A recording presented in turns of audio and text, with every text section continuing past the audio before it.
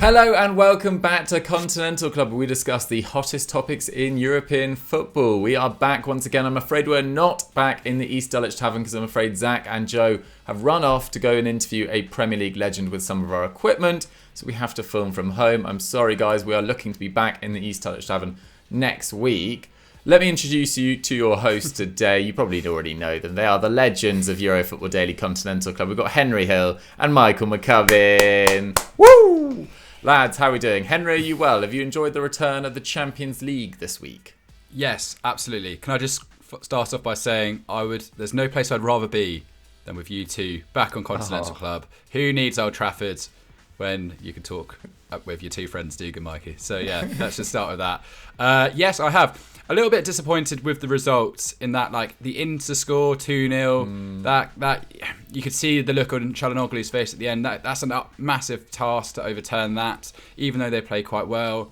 Bayern Munich getting that last-minute win against Salzburg, that's kind of muddied that result quite a lot. Obviously, McCubbin spot on with that drumming of Sporting Lisbon, which I really did not see coming whatsoever. And yeah, PSG, that's the only one that's really set up quite nicely, but a really weird performance from Real Madrid, just sort of refusing to do anything going forward. I think they missed a trick in that one. So yeah, on the whole, obviously thrilled that the Champions League's back, but it's the first round of fixtures haven't quite done it for me so far in terms of whetting my appetite for the return legs. Yeah, I think particularly Salzburg will be pretty gutted to only get a draw from that game, having played so well for long patches, and Inter as well. I thought for 75 minutes they were near perfect. But McCubbs, yeah, some of the goals in that City game from Sterling, Bernardo, etc. There was plenty of, and Mbappe in the build-up to his goal as well. There were some wonderful moments this week. Unreal, yeah. I mean, the Bernardo Silva, was it his second goal? Was that the one that bent him off the bar? That was just ridiculous, wasn't it? Yeah, I mean, I feel like, yeah, I do feel like we're used to it with City. Like if they come up against a kind of, one of the more middling sides in the knockouts, they do tend to just absolutely wallop them. They just have that inbuilt in them, don't they? They can just kind of switch on the machine and just let it do the rest. Yeah, I loved the Mbappe goal as well. But yeah, Salzburg, they could have been 2-0 up, couldn't they, with like 10 minutes to go? And it would have been a very different story, and it would have been, a really tense second leg at the Allianz. But yeah, I'll be interested to see how the away goals rule not being there affects all the second legs, because a lot of the games this week were not thrillers, were they? I don't think Inter even had a shot on target, which was really disappointing considering just how dominant they were for large parts of that game. Fair play to like Konate and Van Dijk in that sense, but and I was thinking, maybe this is to do with the, maybe there's something about the dynamic that's been created by there not being an away goals rule, that, teams have just been set up a bit more conservatively in the first game, especially like the away teams.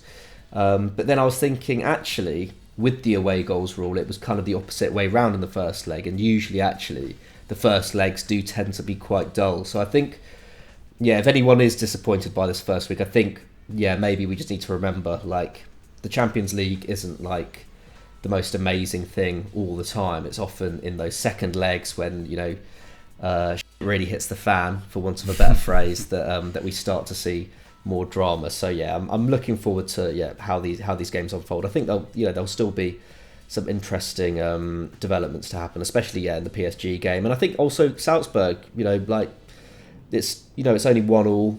I know the Allianz is a fairly difficult place to go, but they were really exciting in that first leg, so I think they still have a chance. Absolutely, and we saw it the weekend with Bayern getting thrashed by Bochum as well. They are a little susceptible defensively, more so than we probably first thought earlier this season. But let's get into the main topic of today's show. We wanted to talk about a man that shone in the Champions League this week in Kylian Mbappe. Obviously, he's now highly likely to join Real Madrid on a free transfer this summer, but we don't want to just focus on Mbappe, so don't turn off just now if you've had far too much Mbappe content this week. We want to talk about the team that Real Madrid could potentially build around him to create another great Galactico side or another great Real Madrid side, one that, could match maybe the 4 Champions Leagues they won in the 2010s.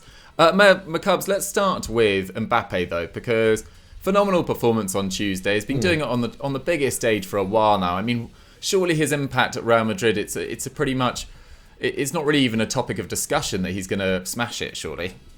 Yeah, I mean, we do need to say like it's not definite yet, and there's obviously been talk in recent weeks that PSG, that he could even stay at PSG, or he's given kind of hints that his future is far from decided and stuff. So there is still the possibility that he could sign a new contract at PSG.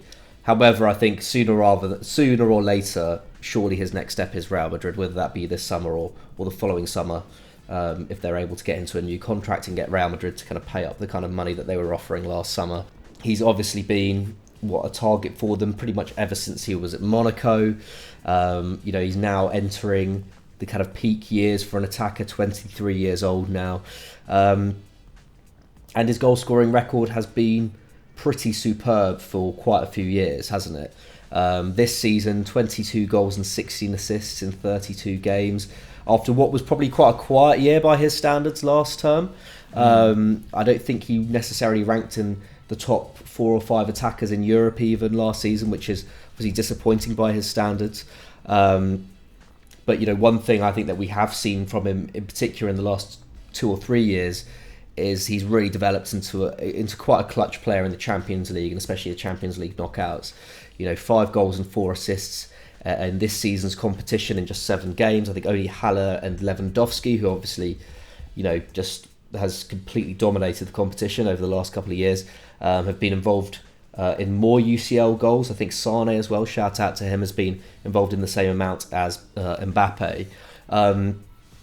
So, I mean, in that sense, yeah, Real Madrid are getting the kind of perfect complement to their attack and a player who can, reproduce the kind of output that we're seeing from Karim Benzema at the moment. Obviously, he's not getting any younger, and I think that the sooner they get in the kind of long-term heir to him in that centre forward position, the better. Obviously, he's more versatile in terms of playing across the forward line, but in terms of being the main man in that attack, that's certainly the void he's going to fill, isn't it? So yeah, I mean, I don't think there's too much to say really in terms of his impact on that Real Madrid side. It would be amazing to see him link up with a player like Vinicius. I think the only worry is potentially is that they do, like Mbappe, as we saw against Real, scored that goal cutting in from the left and was particularly effective when he was swapped onto the left side in the second half. That really is Vinicius's position, and I don't know. I feel like maybe there could be a little bit of a clash in terms of Mbappe being a player who tends to like to occupy a number of different spaces, and someone like Vinicius who, that's very much his area. And it's something that we've seen this season, isn't it? With in terms of trying to get Messi and Mbappe and Neymar all to kind of function at 100% in the same attack. So that, I think that is a little bit of a concern, but obviously it's quite a, it's the best kind of problem you could have, trying to work it out. So maybe Real Madrid wouldn't go with a front 3. Maybe they'd go for a front 2 instead. I don't know. Like there's a lot of possibilities, but I think that would be potentially a little problem in terms of integrating him into that side. But nevertheless, I think he'd obviously still smash it. Yeah, I think I was going to bring that up as well. That is the only downside I would possibly say. I mean, what could happen? I mean, it might just be a little bit awkward for a year, and then Benzema potentially retires, or maybe retires in 2 years after that or so. But I think they're such talented players that they will be able to work it out. But yeah, as you say quite rightly, Mbappe was far more effective on the left-hand side and has been this season than when on the right-hand side. It's just so clear that that's his favoured position. And just when Vinicius is exploded onto the scene, finally got himself fully settled at Real Madrid, operating like one of the best players in Europe, do you really want to affect that? I mean, yes, you do, because you want to sign Mbappe on a free contract, but it's something to bear in mind for sure. And you're so right to point out his sort of clutch ability in the Champions League. I mean, just over the last few years, get this, he scored against Real Madrid, RB Leipzig and Man City this year. Last year, he scored 4 goals versus Barcelona, including a hat-trick in the Nou Camp, and a goal versus Bayern. The year before that was another goal against Real Madrid, and in 2018-19 he scored against Liverpool and Man United. So a man for the big occasion, seems tailor-made for a club like Real Madrid, fulfilling his sort of prophecy or his dream of becoming that sort of Cristiano Ronaldo Jr., the player that he's always looked up to. So I'm hugely, hugely excited to see whether this transfer does go through and what impact he can have at Real Madrid. But Henry, I think what Tuesday night showed is that Real Madrid potentially have some work still to do. They haven't run away with La Liga yet. No. And on Tuesday, they didn't look all that comfortable against a team of PSG's quality. I mean, which other positions, before we get into potential targets, which other positions do you think they could potentially look to strengthen in the summer? Well, I think that defence could absolutely use some reinforcement, couldn't it? Midfield as well, we'll probably get onto that a bit later. But you know what? If they've got the ability to go after Rudiger, I actually think that's a really smart transfer. I think if we look at some of the comments that Antonio Conte has come out with recently and saying, you know, it's all well and good buying players to develop, but that process takes time. Sometimes you do just have to buy ready-made winners. And I think although David Alaba, the amount of money he's earning at centre-half is probably a bit is quite a lot, maybe above market rate. I think if they could go and get Rudiger for something like £200,000 a week, I think that is the kind of signing that they could get a good 5 years out of. I really do. So I think centre-half, maybe help Militao in defence. Also, let's not forget that Alaba is flexible. He can play further forward. So that kind of opens up the utility option of him, doesn't it? Being able to play a bit more throughout the side. So yeah, I really do like. I do think that if they can get Rudiger, they certainly should do. I think it's sort of like an open goal for them right now to go and get he obviously gives me like great Pepe vibes as well. So I think we could see a bit of that fire is obviously appreciated at Real Madrid for all their kind of pomp. Fire is one word for it. Yeah. So apparently he's getting like a massive ban for his role in this big brawl the other weekend, which is sort of vintage Pepe that I've read. But anyway, at right back as well, yeah, certainly could you use some more options there. We've seen Carvajal. I think injuries are just ultimately getting the better of him at the moment. I mean, Vasquez has been a brilliant fill-in at moments. We've seen Nacho play there at times, but I really think they should go out at least try and get a more permanent body in there. And there are some good names. I mean, Nusa Mazraoui, we've talked about him a lot recently. He's going to be a free agent this summer. Whether or not the step up from Ajax is too much remains to be seen. Obviously, players like Nordi Mukiele getting a lot of traction from Manchester United. And Tariq Lamptey too, but I can't see Tariq Lamptey being bought out of Brighton at the moment. They'd have to pay an absolute wedge for him at the moment. The idea, the player that I was thinking about, this is a bit left field, but I genuinely think Hector Bellerin is having such a good season back at Real Betis at the moment. His numbers are so good at the moment. He's back to like 3.6 tackles and interceptions. His carries and dribbles have all rocketed, like over doubled on his time at Arsenal. He just needed a change. I really think. And let's remember, this is a guy who we were talking about as like a £50 million Barcelona transfer at one point. I think he's only 26 at the moment. He'll only have 1 year left of his deal at Arsenal. He wants to stay in Spain. Betis, I think that could be arranged for about £15 million. I really think that Bellerin could be a great option. A Spanish international too. I don't see why they wouldn't look at it. Other options in France. We've seen Pablo Maffeo doing really well at Mallorca this year. They've got like a €3.5 million option to buy off Stuttgart, which is a parent club. Talks of Atletico Madrid were going to trump that before they went a different direction in the market. So I think that could be a really cheap option as well. And then maybe Jeremie Frimpong at Bayer Leverkusen. He's absolutely stepped up since that move from Celtic a few years ago. They paid a pretty strong fee for a sort of right back out of the Scottish Premiership. I think it's about 13 like 13 mil, which that is a fair gamble for someone like Bayer Leverkusen. But he's 1 goal, 6 assists in 21 league games. Really, that's really much better attacking numbers certainly than Pablo Maffeo, who I was just mentioning at Mallorca. 2.1 tackles and interceptions, 1.1 key passes, 2.2 dribbles. So he's very athletic. But so it really depends what direction they want to go, and if they want to shore up that defence, or if they're looking to be more expansive. I actually think the way that Vinicius has come through, maybe they should think about the shutting off opposition first, because that's really kind of the strength the best years under Ancelotti. So yeah, Jeremie Frimpong could be a really exciting addition, but I think once again they'd have to pay a bit of a premium on him. And certainly midfield and attack, that's where I'd maybe look to spend a bit more money. And with Rudiger's big potential wage incoming. So yeah, those Bellerin though, I don't know what you guys think of that. It's a bit of a weird one, but I just think, why not if he's available? Yeah, I'd want a bit longer on Bellerin, to be totally honest, at this sort of level. I think the end of his Arsenal time, was really quite poor, and I really want to see him put together a couple of years of this before he got a chance at another top club. I also think he's really enjoying his life at Real Betis. Like, why change right now? I think he's not quite the calibre of player for Real Madrid personally, is my personal belief. But I do like the shout of Jeremie Frimpong. I think he's an excellent attacking fullback. The issue is, like, is Bayer Leverkusen to Real Madrid too much of a step up when you've only done, was it January 2021 that he went to Bayer Leverkusen, or 2020? Anyway, not long at Bayer Leverkusen at all. So that feels like a little bit of a risk. I think another area which we've talked about for quite a while is midfield. And it's a tricky one, really, because Kroos is 32, Casemiro is 29, and you don't want to get rid of Casemiro by any stretch. Modric is 36 now, and he ranks 8th for minutes in Real Madrid's squad. And that is just not ideal for a guy who's 36 years old. Now, he has been phenomenal this year and sort of is defying his age once again after some injury issues. Was it last year, I think? But he's really come into his own, back to his best this year, I should say. So it's quite a tricky one. And they've also got Camavinga, who's 19. They've got Fede Valverde, who's 23.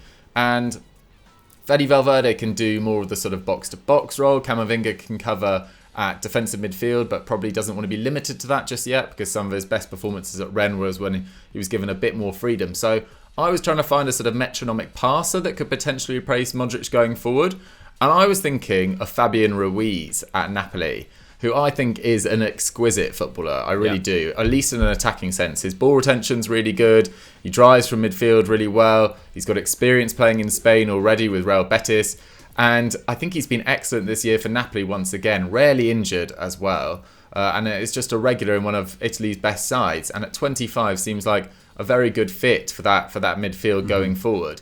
I mean, McCubs, of the midfield options that we've talked about in the past, or Fabian Ruiz or anyone, who do you think is the sort of ideal Real Madrid signing for that midfield? Because it is a bit of a tricky one to instantly find what sort of role we should be looking for. Yeah, it's really interesting actually. I was thinking before, because Camavinga, like his defensive numbers at Rennes were brilliant, weren't they? And so that kind of makes him feel like maybe he's the natural heir to Casemiro, but he's obviously got so much more to his game, and there's every possibility that he could become one of the world's best box-to-box midfielders, or he could end up becoming a bit more of a Modric style player.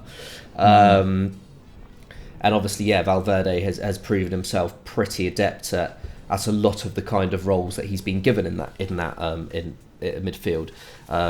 It will be interesting to see how he develops when he's not got like that kind of experience next to him. I feel like that will be a real sign of what he's made of as a player, because he's obviously pretty much always had like a Kroos or a Modric alongside him over the last few years.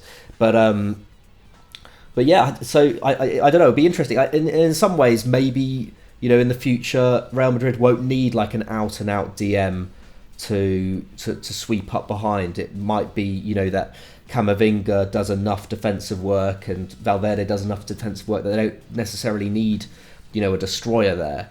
Or you can have a more fluid midfield three. So like, I know we were discussing Bellingham a few weeks ago. He is obviously like going to be the most sought-after midfield talent in world football soon enough, or he already is pretty much. Sandro Tonali at Milan would be a cheaper option, I think. He obviously, was signed on a really good deal there and has really come into his own this season. And it'll be interesting to see how he continues to develop, considering that when he was at Brescia, he was pretty much the number one kind of, wonder kid in Italy. So yeah, I think those two would be other good options. Tonali would be certainly the cheaper one, but yeah, I think we were discussing a few weeks ago, Bellingham would be an amazing pickup for Madrid. Yeah, he absolutely would, and I like the shout Tonali as well. The recovery from his difficult first year at Milan to this year, I think, has been really, really impressive. So well done to him. He's still so young as well. So like absolutely. You could still wait another 2-3 years and buy him then if you know what I mean. For sure. Henry, have you got anyone to suggest for midfield? I love the Fabian Ruiz suggestion. I thought he was I watched him play against Napoli the other day. I thought he was amazing. But another player who I think just hugely gets overlooked is Luis Alberto at Lazio. I think he's one of the most consistent attacking midfielders in the entire Serie A. He's Spanish. He's stated he wants to go back to Spain. So it looks like Lazio are going to be forced to sell him this summer. There's talks that he's fallen out with Sarri at certain points this season. He is 29, which is the only concern. His birthday's in September, so he would be going on 30 next year. But if they could get him for around the 15 to 20 million euro mark, I just think that would be a really good pickup for them, certainly going forward. He's a quality player, Luis Alberto, and I just think his numbers are lost beneath sort of perhaps other players, a bit more flashy players sometimes. But he's been averaging, I think, a minimum 10 goal involvements a season since his time with Lazio. He's a quality player, so I think he deserves a shot at a big club. 29 isn't that young, it isn't that old really in the grand scheme of things. Fair. Okay. Yeah, I hear you. Has had his issues this year with Sarri, as you say. But yeah, definitely one of Europe's most underrated talents for quite a while. Let's quickly talk about right wing, because I think Vinicius Junior's explosion, as I was talking about a few minutes ago, has really sort of pronounced how poor the output has been on the right-hand side. Particularly on Tuesday, Marco Asensio, game to forget, in a season of really inconsistent performances as well. 6 goals and 0 assists in 19 league games. Rodrigo, the sort of understudy now, which is a bit of a shame, 0 goals and 1 assist in 19 league games. And it was always the Champions League where Rodrigo delivered his best form, but hasn't really done it so far this year.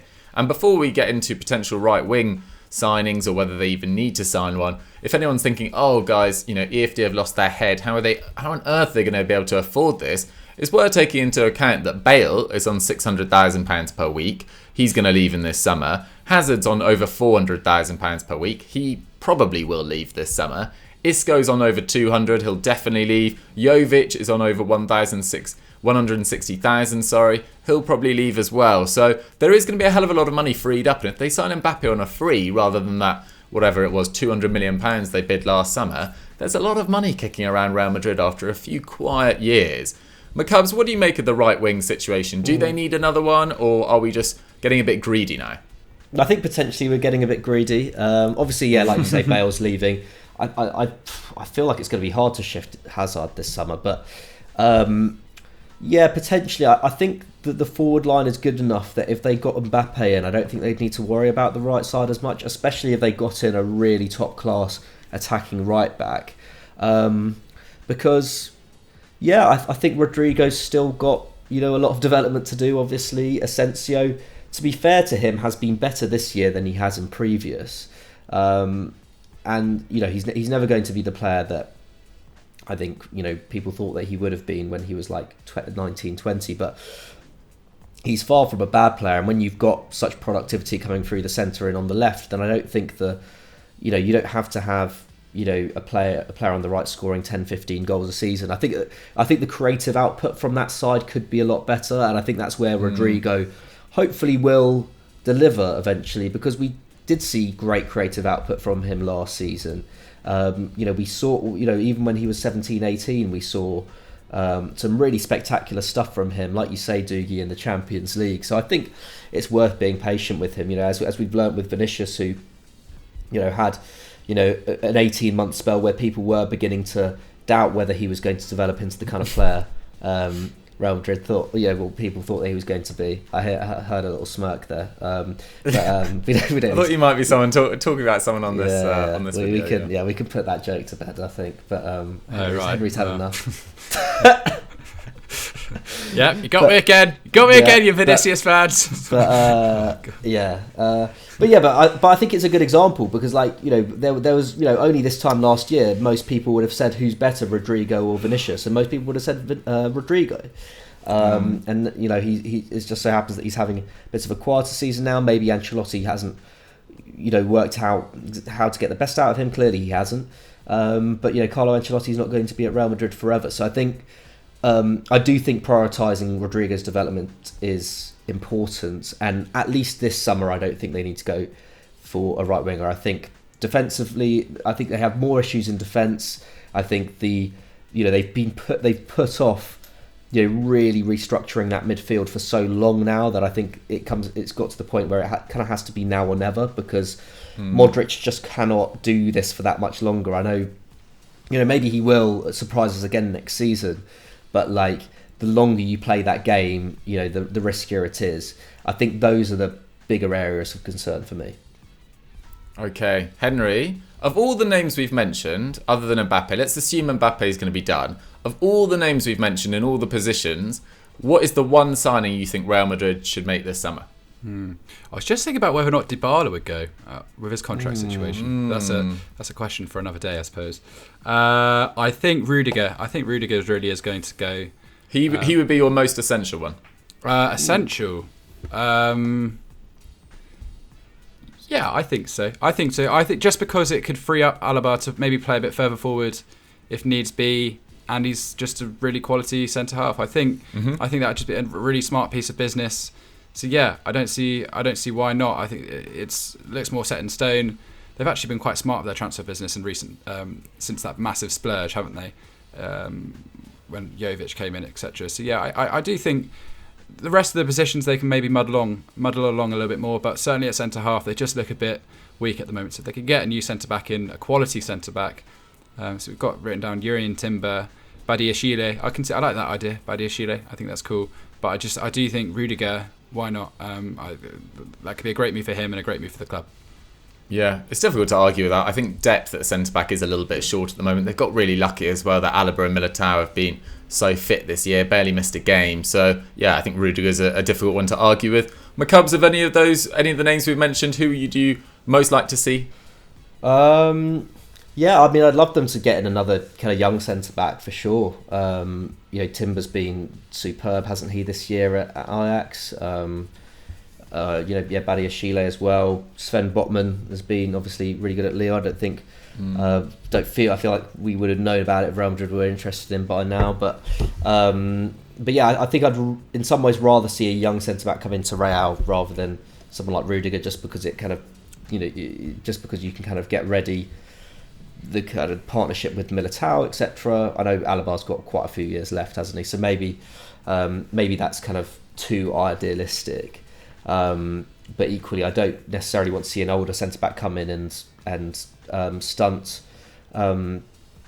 Militao's development, because I think he's got the makings of one of Europe's best centre halves. And I don't see Real Madrid switching to a back three anytime soon. So it's a difficult one, that.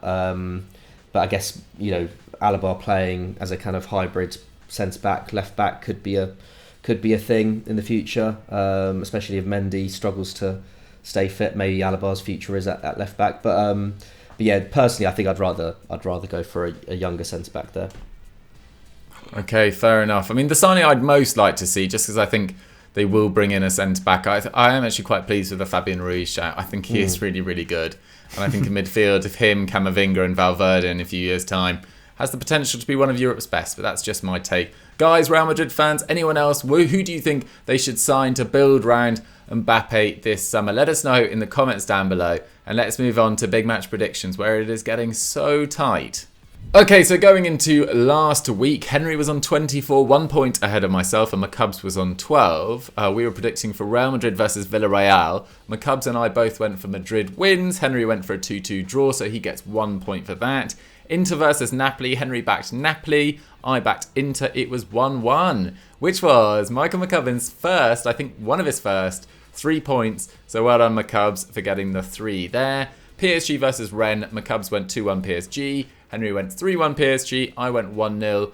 It was 1-0 in the end. So 3 points to me, 1 point to each of them. Thanks to that Kylian Mbappe winner. So the scores as follows going into this week is Henry is on 26.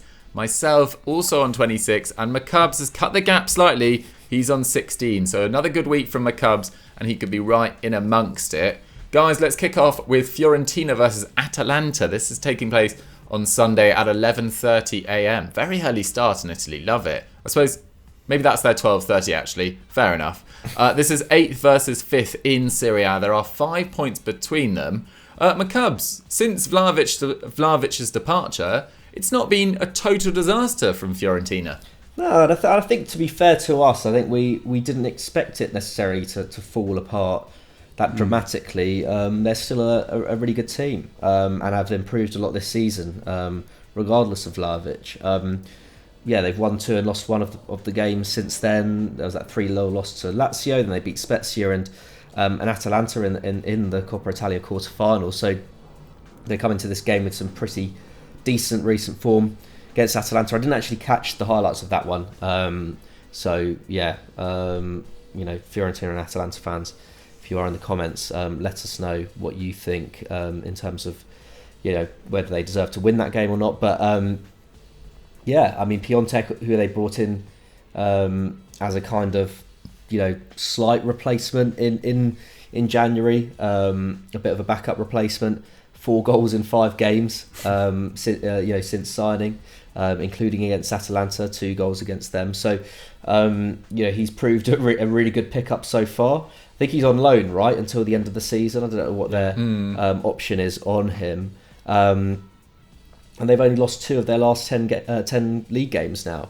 They come into this in really good form. There are obviously players who could step up more. Jonathan Okone obviously signed right at the start of the winter window. He's only got an assist, no goals either in his 5 appearances. 4 of those have come off the bench, so clearly he's still kind of working his way into the side, not a regular starter yet. Nico Gonzalez, who was obviously a big money buy last summer from Stuttgart, 2 goals and 3 assists in 19 games still.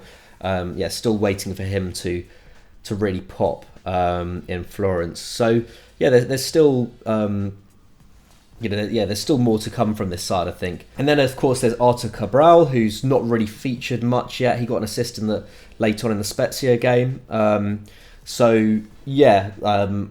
think he's the real exciting signing of their recent ones for me. So it'll be really interesting to see how he gets on in the next few months. But then again, he might not even start this game. I think Fiorentina can go into this with some confidence, because Atalanta obviously haven't, probably going through their most difficult patch in the league so far this term. So I think Fiorentina could definitely get a win here. Okay, before we go over to Henry McCubbs, I'm going to give you first choice the prediction. What do you think? I say they could get a win. I don't know whether they actually will. I think I'll actually go for an Atalanta win. I think they're up against it, so I'm going to go for 2-1 Atalanta. 2-1 to Atalanta. It'll be a tight game, though, I think.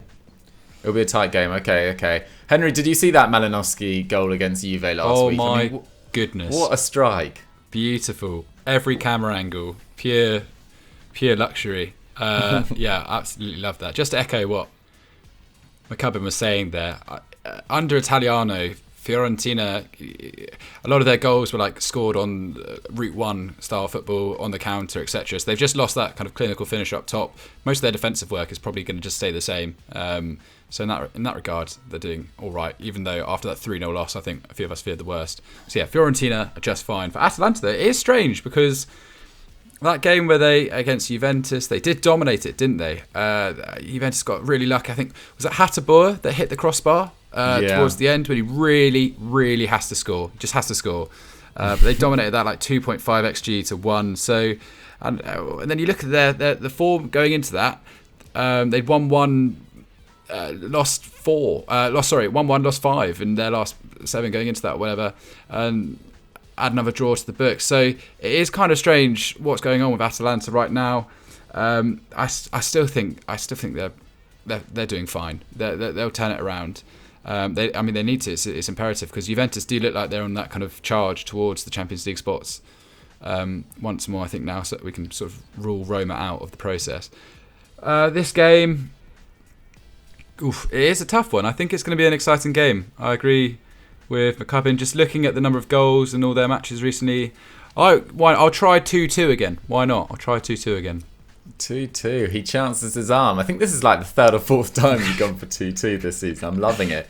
Loving it. For Atalanta, a couple of their forward players are out or not in great form. Luis Muriel's on a 4-game barren run. Duvan Zapata is out until mid-April. Ilicic hasn't played since early January. He's having some mental health issues, so we wish him all the best. But for this game, I'm actually feeling a draw. I'm going to go with 1-1. Let's move on to Dortmund versus Gladbach, which takes place on Sunday at 4:30 p.m. This is 2nd versus 13th. 20 points between them. Mad. Henry, Dortmund, good win for them last weekend against Union Berlin, and they're somehow just about keeping this pressure on Bayern. We keep expecting them to pull away, but Dortmund are hanging on in there. I mean, you just don't know what to expect at the moment, do you? Beat Union, who I feel so sorry for Union Berlin, by the way, got absolutely rinsed in the January market, lost basically all their best players. And then but then Dortmund lost 5-2 the week before that. So against Leverkusen, So it's really strange at the moment. I mean, obviously only Leverkusen and Bayern have scored more than their 57 goals, but 9 sides have conceded fewer. So I mean, that's no secret. The issues there. Obviously, Süle is arriving in the summer. What a pickup on a free transfer that is. So that's still not going to help things in the short term. However, I just think on this occasion, Gladbach have been so this season. I'm gonna give it 3-1 to Dortmund. I can't see them losing this one. And like you say, they're still weirdly in the hunt. And I said the other week that Bayern look impressive against the good teams and sort of dodgy against the bad teams, and we saw that again last week. So you never know. You never know. There's other potential slip ups in that Bayern side. So if Dortmund can just hold on, then I think their goal difference isn't going to help them. And I'm not suggesting they're going to win the league, but if they can just hold on, they can at least make a fist of it going into the sort of final few months. But yeah, 3-1. Yeah, that's all we want. Into the final 10 games with the title challenge on our hands. McCubbs, this has been a weird season for both sides. I mean, Marco Rosa hasn't pulled up any trees at Dortmund. We don't know how they're going to get on against Rangers in the Europa League, which is tonight or last night for you guys watching this. That should be a really fascinating tie. Gladbach as well with Adi Hütter. Not delighted. I mean, he came in with such a big reputation from Eintracht Frankfurt, and we were waxing lyrical about some of the attacking output he's got out of his more forward-thinking players over the last few years, but hasn't really delivered for Gladbach so far. So both managers a little bit unimpressive so far this year. Yeah, I mean, Thuram, Mbolo and Player have 6 goals between them in the league, which kind of just goes to show that that reputation hasn't kind of rung true at Gladbach for Hütter. One man who has been great for him is Jonas Hoffmann. I think he's got something like 8 goals now, and a number of assists as well. He's really pulling this side through games. I think only Thomas Müller is creating more chances than him in the Bundesliga this season. So in terms of a talismanic figure, he's been great. And then Kone, who scored last week, I think he's had a pretty good season as well, despite playing in a side which is otherwise disappointed. But yeah, I mean they've been unbeaten in their last 2 games. Got that win over Augsburg, a tight win in the end over Augsburg on the weekend, and then drew with Arminia the weekend before. So yeah, not highly esteemed opposition, but nevertheless they've managed to stop losing for now. But yeah, I mean it's been otherwise pretty torrid. I think their longest unbeaten run before that was 3 games. So. But yeah, they're still 4 points clear of the relegation playoff. I think you'd still back them to stay up, but them and Wolfsburg have both shown some pretty worrying signs recently, and I think just the nature of the Bundesliga, especially the last few years, has meant I think those kind of doubts probably do creep in to the minds of players at these kind of clubs, because this is a league where no one is too big to go down. So yeah, I am slightly concerned for this Gladbach side, and I'm also slightly concerned for Hütter. I think Doogie, you were tipping him to get sacked about a month ago, and he's survived so far. But obviously the long beloved director of football has resigned. There's going to be a real changing of the guard at this club this year, and fortunes could go up and down for them, because this is a club that only 20 years ago were back in the Zweite Bundesliga. A huge project was needed to get them back in the Bundesliga and to get them establish themselves as a top club that could challenge for European places again. So yeah, I think it's slightly worrying times for Mönchengladbach at the moment, for sure. Yeah, definitely. Very, very uncertain times. And having lost Zakaria as well in January, started pretty well at Juve. It's another factor in this. Dortmund's such a weird side, though. You never really know what you're going to get. As soon as you think, they put together a little run, maybe they'll show some consistency, they just haven't managed it so far this year. But hugely entertaining at going forward and at the back. No balance in this side whatsoever. Just unstructured chaos. I'm going to go for 3-1 Dortmund. McCubs, did you put in a prediction? I haven't actually put in a prediction. Yeah, I'm going to say 2-0 Dortmund. 2-0 Dortmund. And Henry, what did you go for? I went for 3-1 as well. You went for 3-1 as well. Apologies for going for the same as Henry, but maybe that's a little tactical move by me. Let's move on to the final game we're going to be talking about today. Athletic Club versus Real Sociedad, a Basque derby. Sunday, 8 p.m, 8th versus 6th. Just 4 points between them. Good season from Athletic Club. Like, really what you'd expect from them. Very solid defensively. They've really improved their results against the bigger sides this year as well, beating Barcelona in the Copa del Rey, I believe, beating Atletico Madrid in the Supercopa as well. They've pulled out some shocks in the league as well. So fair play to Athletic Club. They've done pretty well so far this year. Henry, for Real Sociedad, I mean, they were flying a couple of months ago, but a little bit of a drop in form. But they're still in the hunt, for Champions League football. Absolutely. Just a quick shout out to that Copa del Rey this year. I think it's so exciting. You see the team still in it. Athletic Club have a chance to get to the third in a row, is it? Real Betis still going strong against Rayo Vallecano. It's great to see sort of 4 teams that don't normally perhaps contest it with a real chance. You love an underdog. Major silverware. Well, it's just boring, isn't it, when the big teams win all the time. You see like the way the Athletic Club fans celebrated afterwards. It was so good when they won their big game recently. But yeah, this game is going to be, I think, quite great. But Sociedad kind of dropped off, haven't they? I think if we look at the Betis, they're now the team that are holding their own in that top 4 race. Really impressive season from them. But Sociedad, they've only won 2 of their last 9 games, losing 4 in the process. They're now 6th. 1 point behind 4th place Barcelona. But I think that gap is going to grow. Apologies, and I think it's going to grow after this game too, because I'm backing Athletic Club to win 1-0 on this occasion. Ooh. Obviously, they don't have tons of big scorers. Inaki Williams, a very loyal player. Oyan Sonse as well. Top scorers are just 5. But I still think as a team, they've got enough to dig out a victory in what will be a home match as well at the San Mems. So yeah, why not 1-0 to Athletic Club? Even though I don't think the history books quite are in their favour for this clash. Yeah, no, you're right about the history books. Real Sociedad have only lost 1 of their last 10 games against their rivals, with 6 wins in that time. McCubs, are you like Henry going to be backing Athletic Club, or do you think Sociedad for this one? I think I'll go for a draw, actually. I think I'll go for a 1-1 draw. Yeah, I don't see it being overly crazy. I think it'll be quite a tense game. Okay, so Henry, you went 1-0 Athletic Club, didn't you? Yeah.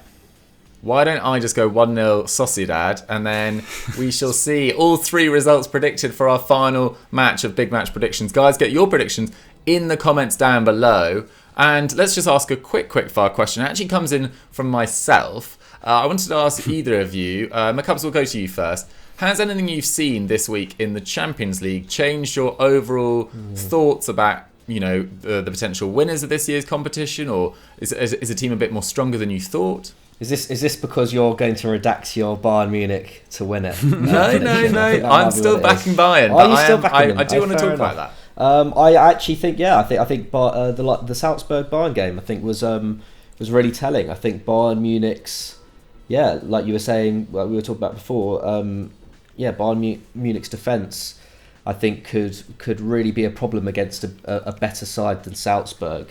So they do need to sort that out if they are to win it. That would be what I'd say. And I think Liverpool, the way that they managed that game against Inter, have really set themselves as I mean, they were already favourites, but that just made me more confident that they're going to advance to at least the semi-finals. I just think first 50 minutes of that game, I just thought, Inter will win this at least 1-0, and they'll still struggle at Anfield, but it's still a bit of a dent in the armour of Liverpool in that sense. But the fact that Liverpool came away from the San Siro 2-0 in a game that otherwise, didn't really have much of a clear winner, I think is a real sign of just how experienced this Liverpool team is now. They've just, they've won, they've won so much over the last few years in terms of consistently winning big games, obviously winning the Champions League in 2019, etc. They're just such a well-oiled machine.